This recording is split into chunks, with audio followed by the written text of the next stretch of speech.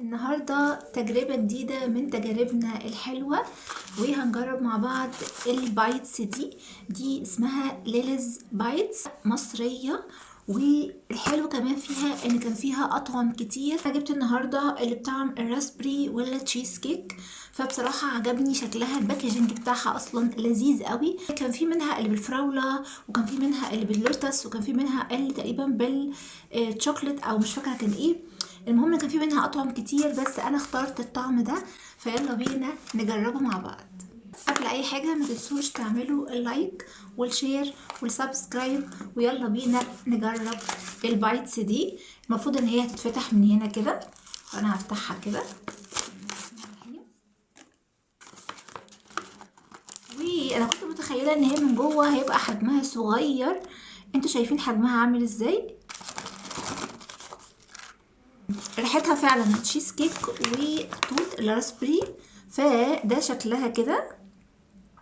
حجمها على فكرة حلو، حجمها كبير. انا عايزة اقول لكم ان تقريبا فيها حوالي 6 أو 7 تقريبا، يعني العدد ده كده شكلها. يلا بينا ندوق.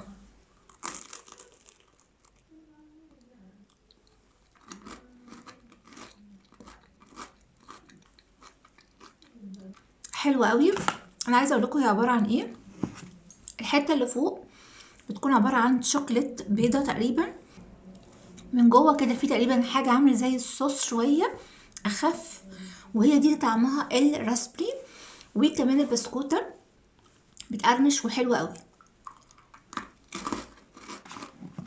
انا فاكره تقريبا ان هي كانت ب50 جنيه تقريبا او 55، فعديتهم على فكره لقيت جواها حوالي 8 بايتس من دي، فيعتبر يعني غاليه شويه بصراحه، بس هي طعمها حلو. يعني هي طعمها حلو، متحمسه ان انا ادوق باقي الاطعم، بس اللي بيحب التوت هيحب الطعم ده جدا. البسكوته بتقرمش، البسكوته حلوه، تحسوا ان هي كريسبي قوي.